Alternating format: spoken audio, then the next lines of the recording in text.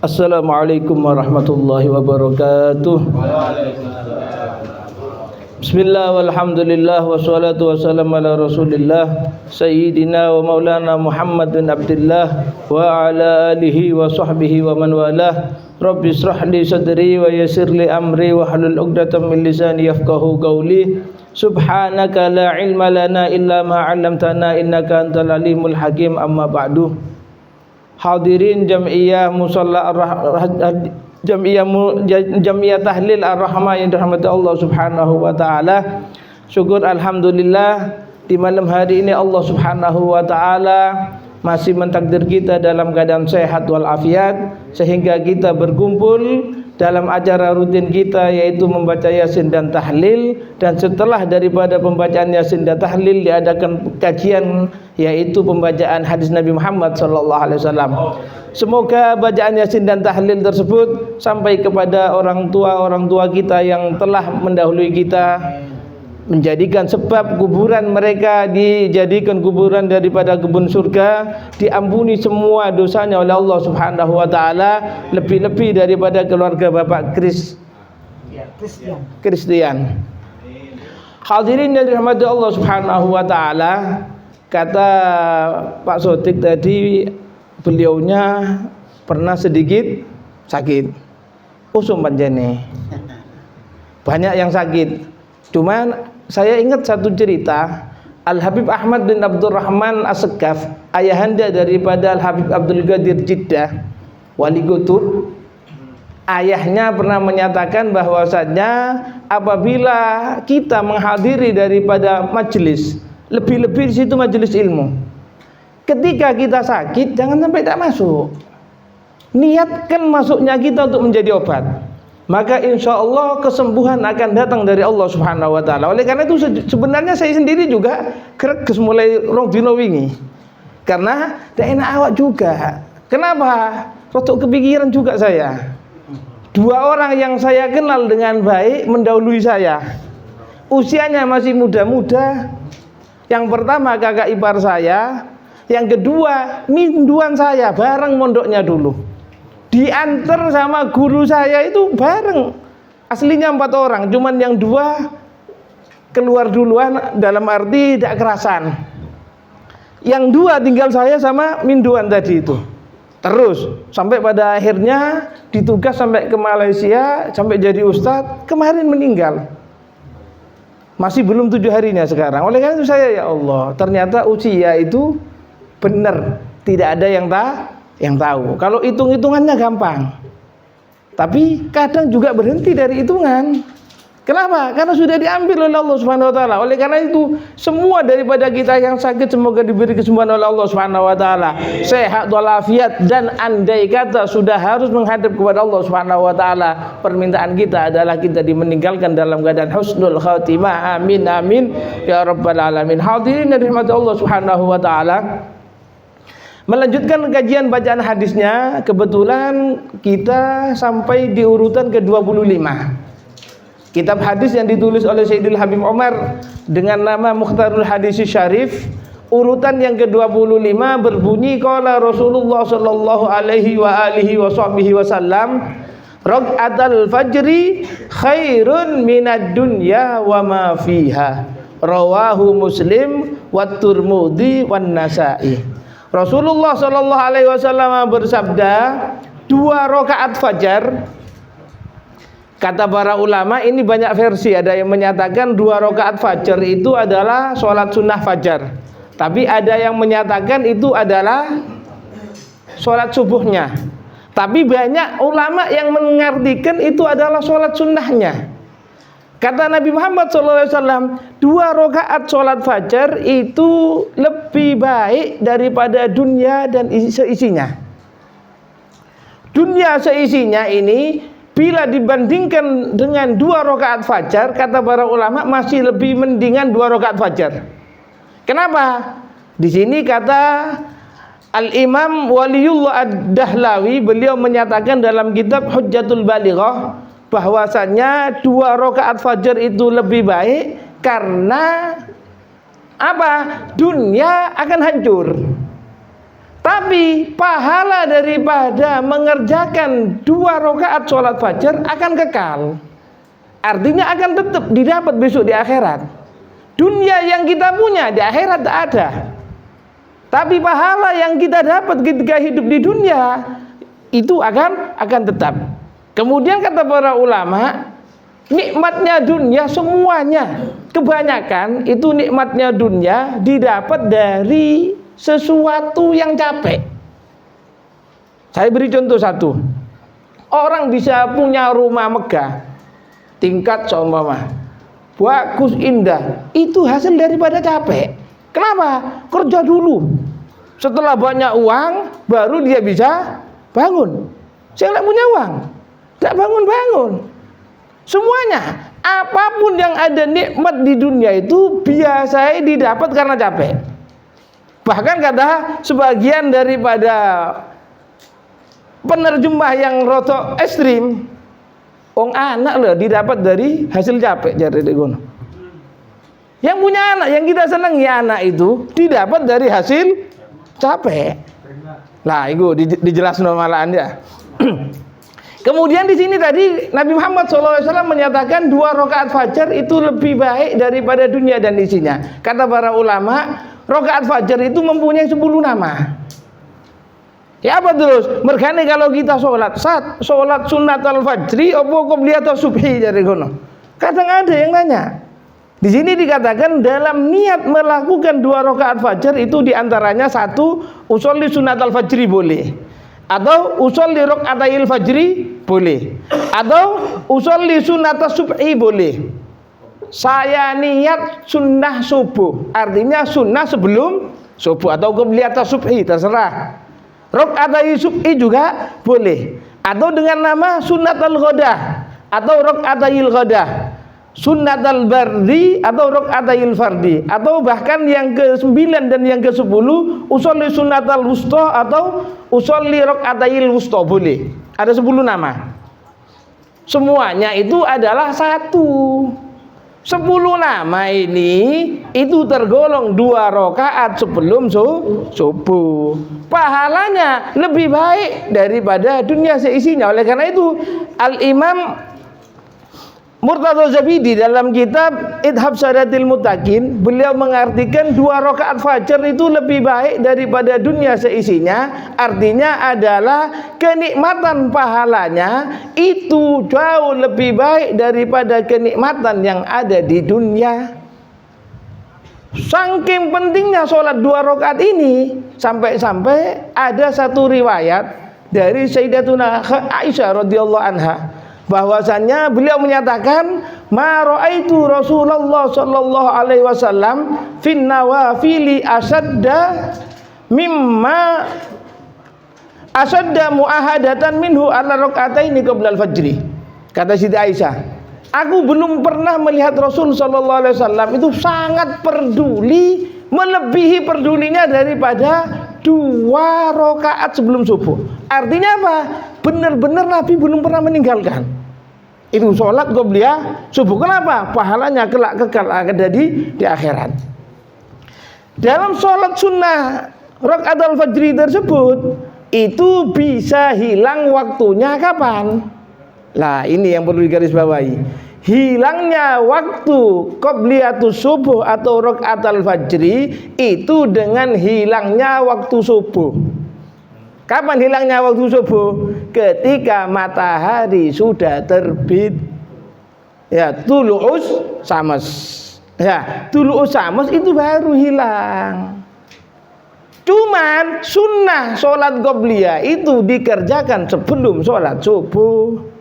Oleh karena itu, kata para ulama, jika kita masuk ke masjid, kok datangnya telat, masuk ke masjid, masuk ke musola atau ke tempat sholat berjamaah, datangnya telat, wis qomat atau sudah hampir qomat, baru datang. Ya apa terus? Apakah sunnah sholat dulu atau enggak? Lah ini kata Nabi Muhammad SAW, ada satu riwayat, idza uqimatis shalah fala sholata illal maktubah. Jika sholat sudah dikumandangkan, qomat sudah dikumandangkan, artinya wis dikomati kalau kata orang Jawa. Maka tidak ada sholat kecuali sholat wajib. Oleh karena itu jangan senang jadi orang yang ditunggu. Kadang kan tidak bisa qomat. Sholat disuwen akhirnya qomat ngenteni wong iku gak bener. Apalagi gak oleh qomat. Allah cok qomat dhisik jadi ngono ya. Aku tak sholat qobliyah. Salah. Lah terus siapa? Nanti sholatnya di rumah boleh. Jelas tadi kok.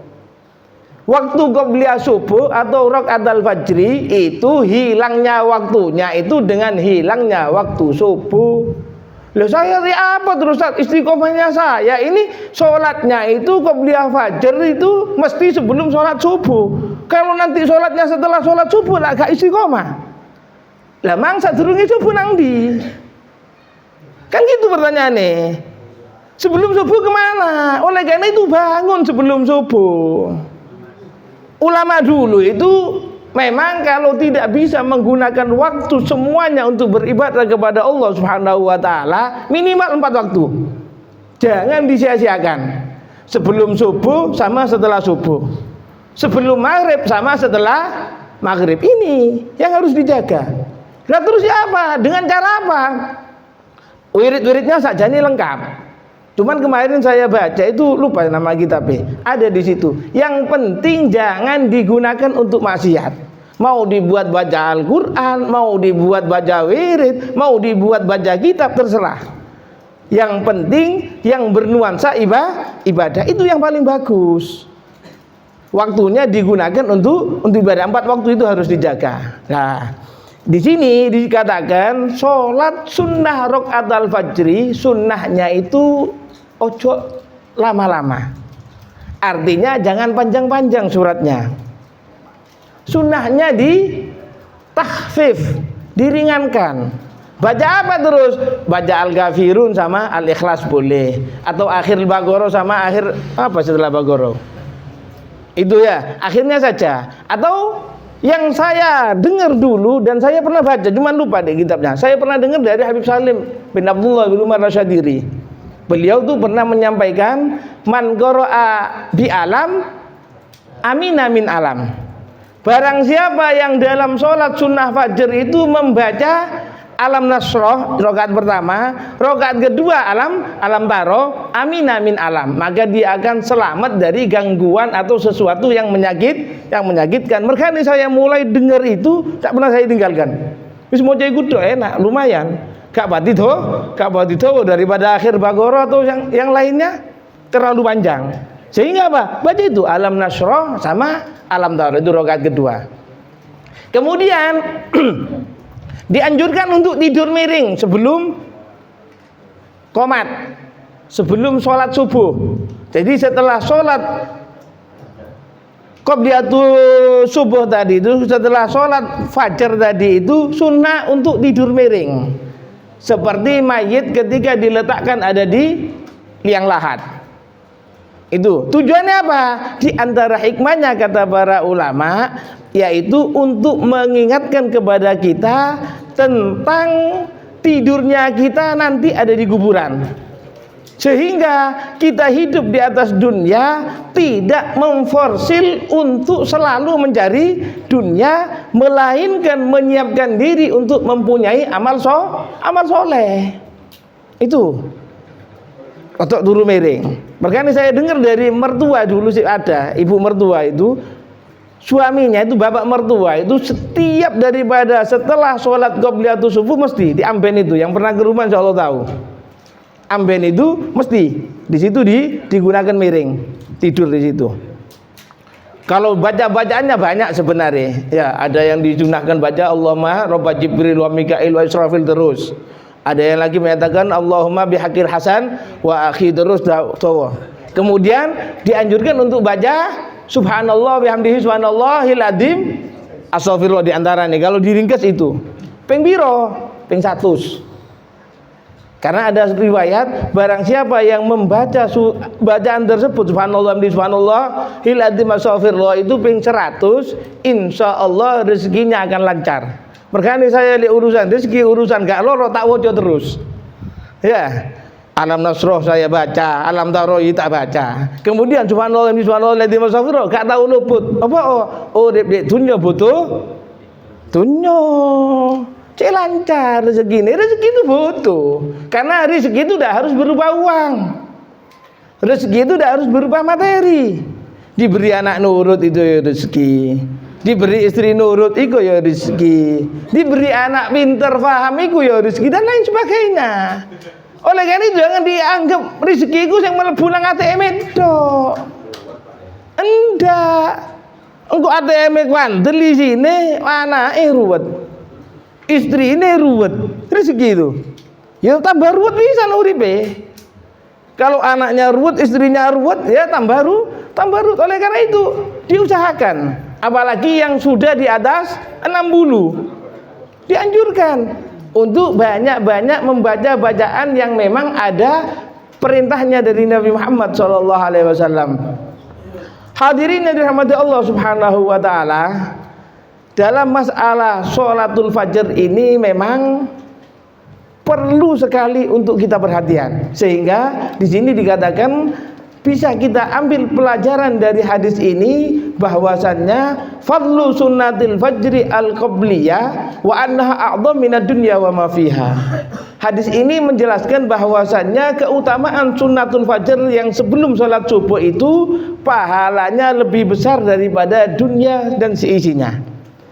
Yang kedua, al-has 'alal ibadah wa ta'ah wa adamu tarkiha min ajli dunya. Dianjurkan bagi kita untuk melakukan ibadah dan ketaatan dan jangan sampai meninggalkan ibadah karena dunia. Mergane apa kata orang Jawa itu? Kerja oh cuman ojo lali salate. Salat ojo lali apa? Ya artinya boleh lah salat, cuman bekerja ya harus. Cuman ojo kerja terus salatnya ditinggal. Yang jelas tambah gak bener. Di akhir zaman sekarang ya Allah ya, banyak orang yang terledor di dalam melakukan sholat lima waktu. Oleh karena itu untung kalau bagi orang yang dalam hatinya masih memikirkan sholat. Sampai saya punya misanan istri itu. Apa? Kemarin tuh ikut kerja yang apa? Sekolah rakyat tuh. Iya, yang bagian masuk keluar masuknya apa itu? Mobil itu, truk itu ya. Sampai gak sholat katanya. Karena tidak ada waktu. Duhurnya itu sampai harus jamak terus. Sama asar karena keluarnya mesti menjelang maghrib. Akhirnya apa? Dia berhenti. Mikir, awak wis tambah tua, kok sholatnya malah korat gare. Subhanallah. Ternyata cerita sama saya waktu itu sama Kak Ciacin juga. Ngomong, ya apa Ci jare ngono. Kok kerja kok gak iso sholat zuhur. Akhirnya berhenti. Akhirnya subhanallah, habis cerita ternyata dia pingin pekerjaan dapat. Karena ada daripada dapur apa namanya itu? MBG itu ada kurang satu, padahal syaratnya harus ijazah SMA. Ya, iki ijazah SMP tak wara. Sing penting pekerjaane iso wis lebokno mati wis tak gitokno. Ya alhamdulillah masuk. Ya itu berkat apa? Berkat dia meninggalkan pekerjaan tersebut karena masih memikirkan sholatnya. Yang ketiga, annad dunya wa ma fiha faniyah. Dunia dan seisinya ini faniyah, pasti akan hancur. Oleh karena itu banyak kita dengar seakan-akan dunia itu segalanya, padahal dunia pasti akan hancur. Yang tidak hancur apa? Wal amalu sholeh bakin ajruhu indallahi ta'ala. Dan amal soleh itu adalah kekal pahalanya di sisi Allah Subhanahu wa taala, sampai-sampai dikatakan kelak yang akan membarengi manusia ke liang lahat itu cuma satu amal soleh. Padahal awalnya 3, harta, keluarga, sama amal. Yang 2 pergi, yang amal setia. Oleh karena itu cintanya kita ke harta sama keluarga jangan melebihi kita untuk beramal. Kenapa? Sing cinta mbek keluargae wis, sing cinta mbek hartae gak digawa lah. Sing naudzubillah, sampai pernah ada orang bangun rumah megah bertahun-tahun bangunane, ternyata rumahnya selesai, orangnya meninggal. Sing lebih parah lagi, ya ketika rumahnya di situ sudah selesai, orangnya meninggal, istrinya masih muda, kawin lagi sama orang. Coba dipikir, berarti dia hidup kemarin jadi apa? Jadi babunya suami kedua. Iya kan? Sing bangun suami pertama, yang menikmati suami kedua. Kenapa? Ini tadi dunia pasti, kata para ulama, itu satu dari dua. Kalau tidak kita kehilangan dunia yang akan meninggalkan kita itu sudah pasti. Oleh karena itu amalnya harus dipersiapkan untuk menghadap kepada Allah Subhanahu wa ta'ala. Mungkin ini yang bisa saya sampaikan. Kalau ada pertanyaan monggo. Ya. Sunnahnya berarti sholatnya di rumah. Nah. Soalnya kan habis sholat tuh tidur miring. Gak patut kan? Lah, pertanyaan bagus. Keturunan kiamat itu. Sunnahnya sholat qobliyahnya itu di rumah atau di mana? Kan gitu ya. Memang sholat sunnah itu dianjurkan ada di rumah. Semua daripada sholat sunnah awalnya seperti itu. Apa? Qobliyah, ba'diyah itu memang dianjurkan di rumah, supaya rumah itu tidak menjadi seperti kuburan. Ada sholatnya, sholat wajibnya ada di musola atau di masjid. Sholat sunnahnya dianjurkan ada di rumah. Tapi kalau di rumah sudah pasti tidak bisa mengerjakan, ya sholat di musola boleh, di masjid pun boleh. Bahkan saya pernah ketemu salah seorang habib tua misalnya, sepuh di Tuban dulu. Itu jam 3 sudah ke masjid. Tidur miringnya di mana? Oh, nggak turu temenan kok. Haknya rebahan bahasa itu ya. Rebahan toh sebentar dengan baca tadi apa? Allahumma robba Jibril wa Mikail itu 3 kali hanya berapa menit? Gak nyampe 1 menit paling itu. Sudah setelah itu bangun lagi, duduk lagi. Itu tidur miring. Memang dikerjakan ada di masjid. Lah di masjid mau ngono kabeh apa? Ya gak apa-apa, gak tidur. Gak tidur kok. Kecuali apa? Bawa bantal sak kasure iku. Ya duduk lah iku. Ya, Anda ini cuma sekedar tadi itu untuk tafakur di antara nih hikmahnya, supaya mengingat bahwasannya kuburan yang akan dihadapi itu ya pasti akan tiba, sehingga kita berpikir mengenai kuburan, sehingga apa? Kehidupan dunianya tadi itu ada remnya, gitu tujuannya. Ya, kalau ada lagi monggo. Ada lagi yang mau bertanya tentang sholat subuh atau sholat fajar? RT, bertanya? Lagi? Monggo.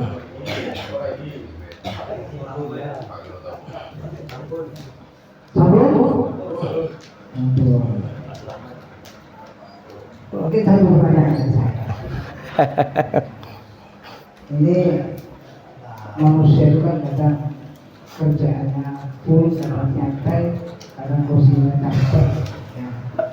Untuk akhir waktu subuh ini kan terbitnya matahari. Itu kalau di pantai kelihatan terbitnya matahari. Bagaimana kalau kondisi kita di tengah kota yang tidak kelihatan matahari? Apa ada tanda-tandanya?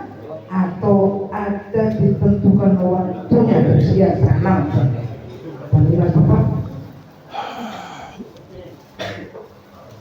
Pertanyaannya kalau masalah waktunya sholat subuh habis atau enggak bagaimana? Kalau di pantai kelihatan bener. Kalau di pantai memang kelihatan matahari itu keluar dan jalannya tuh cepat. Saya pernah ngelihat ada di Tuban waktu itu. Sebelah utara daripada makam Sunan Bonang itu, utara kan ada laut di situ, Boma kalau tidak salah nama itu. Pernah saya dulu kelihatan. Nah kalau tidak kelihatan ya apa? Sekarang sudah serba canggih. Digital falak itu kata para ulama yang sekarang itu sudah memenuhi syarat. Artinya sudah benar. Wis memang itu benar-benar terjadi ketika jamnya jam terbit ya terbit, kalau jamnya terbenam ya terbenam. Bahkan saya punya HP ini, kalau mataharinya terbenam langsung gelap. Ya, HP-nya nih langsung kok. Kalau maghrib perganti maghrib, durung adzan itu HP ini. Loh, sik padang berarti durung maghrib. Ya, kalau HP-nya sudah gelap berarti mataharinya sudah terbenam. Dibawa kemana sama? Gitu ya. Berarti apa? Memang ada setelannya sudah. Bahkan di sini katanya ikut apa? Satelit ya. Pengontrolan itu lewat satelit namanya. Ya tambah lebih canggih. Kalau orang dulu sih rotok soro. Cuma sekarang sudah ada yang enak ya ikuti yang enak. Untung kalau sekarang, apalagi jame ya Allah lengkap sekarang di HP wis. Sak tanggal-tanggalan ini lagi ketemu. Kalau dulu kan ada tetangga saya seumpama meninggal tanggal 27 Agustus tahun 2001. Itu hijriahnya berapa? Wis langsung ketemu. Kan bisa langsung. Ya, untuk ngelihatnya itu langsung bisa ketemu. Gak usah hitung-hitungan soro. Ya. Sak pasarane jare di kono ya. Engko aja sak sembulane bisa. Tanggalnya yang ya. sama. Apa? Tanggalnya yang tidak sama. Maksudnya? Karena kan berdasarkan keputusan Idul Adha, Idul Fitri itu. Iya, cuman kan ketemu kalau tanggal itu ini ketemu langsung. Ya. Ya Rabbana Bi annana tarafna wa annana sahna فتب علينا توبة فاغفر واستر لنا العورات وآمن الروعات واغفر لوالدينا ربي ومولودينا والآل والإخوان وسائر الخلان وكل ذي محبة أو جيرة أو صحبة والمسلمين أجمع آمين ربي أسمع قبلا وجود منا لا باكتساب منا بالمصطفى الرسول نحظى بكل سور صلى وسلم ربي عليه عد الحق وآله وصحبه عادة فشح صحبي والحمد لله في البدء والتلاهي الفاتحة.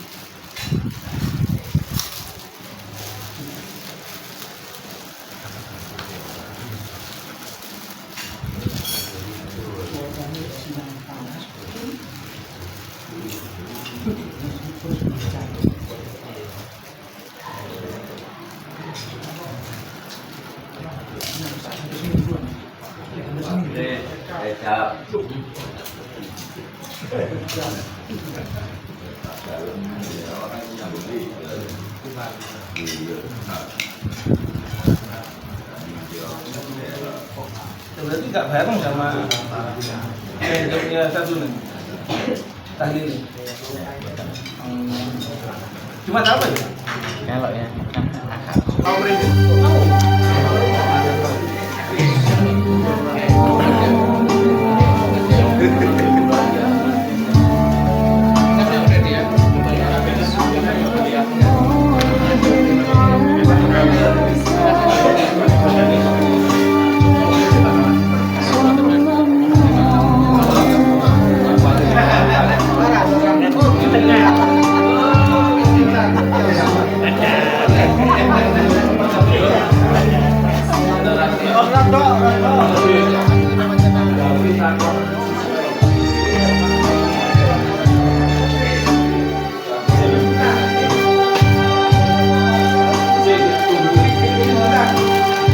Sebentar.